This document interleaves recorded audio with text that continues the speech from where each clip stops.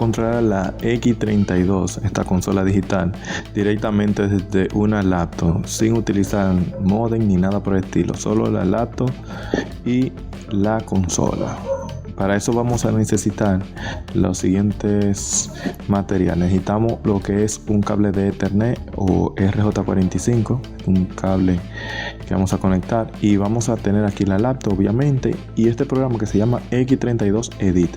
Le voy a dejar en la descripción el enlace para usted conseguir ese programa. Lo deben de descargar e instalarlo. Bien. Entonces vamos a la parte trasera ahora de nuestra X32 y vamos a buscar este puerto que dice Ethernet.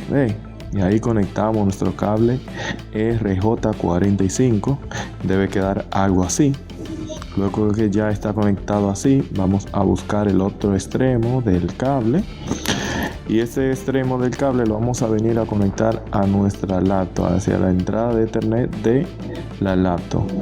Vamos en este lado izquierdo, es que lo tiene esta laptop. Hay otro que lo tiene en la parte de atrás y otro en la parte derecha. Ven que parpadea la lucecita, eso significa que hay conexión, o sea que hay una señal. Vamos y abrimos el programa que ya previamente instalamos y venimos acá a la parte donde dice configuración, donde está esa ruedita, y aquí abajo eso que usted ve la dirección IP. Hay que darle a rescan para que aparezca la dirección IP que va. Usted ve que ahí cambió. A mí me parece así, pero a usted no le va a parecer así porque ya yo he abierto la consola en ese programa. Vamos a Home y de Home vamos a la parte donde dice Set Top. Y en Set Top buscamos, desplazándonos hacia la derecha, lo que es la parte que dice Network, la página que dice Network. Y aquí ya hay una dirección IP previa que he utilizado en otra ocasión, pero vamos a poner esta dirección que nosotros ya tenemos acá, nos dice que bueno, termina en 240. Entonces vamos a colocar en esta parte de arriba donde dice IP address, utilizando estos botones de aquí abajo. Me enfoca bien esos botones de abajo. Vamos a ir cambiando los parámetros hasta igualarlo a como lo tenemos en el programa Edit 32 o X32 Edit. Vamos a ir colocándolo, cambiándolo, dándole vuelta a las perillas como usted cambia los parámetros. Pero como está en 240, vamos a ponerle a 242. En la aplicación está 242 y le damos a Async, donde dice Async, esa parte amarilla que usted vio ahí. Aquí, como vemos, ya el programa la detectó, por eso hizo el cambio. Vamos otra vez a esta parte donde dice configuración, que es donde está la ruedita, y ahí vemos que ya la consola aparece.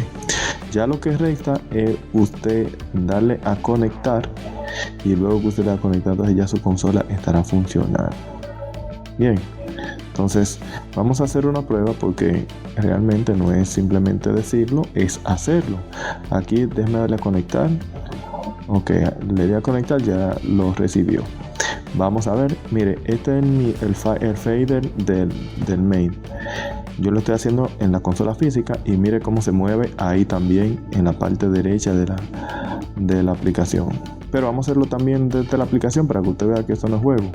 Vamos a la aplicación y buscamos el mismo fader main y lo subimos y lo bajamos. Vamos a enfocar ahora aquí y vemos que se está moviendo también. Pero yo sé que hay muchos de ustedes, hay personas que son incrédulos todavía. Vamos a buscar otro fader para que vean que no es de que esto no es juego. Subimos, vamos a buscar este fader de acá, ok, y lo vamos a subir y lo vamos a bajar, mire, ¿está bien? Entonces ya de esa forma usted lo conecta directamente. Eso sirve para que usted pueda hacer su monitoreo, o sea, trabajar la monitorización por otra persona y una persona trabajar las PEA directamente en la consola física. Esto es todo por hoy. Muchas gracias por ver este video y esperemos que les sirva. Dar like, suscríbete y comparte.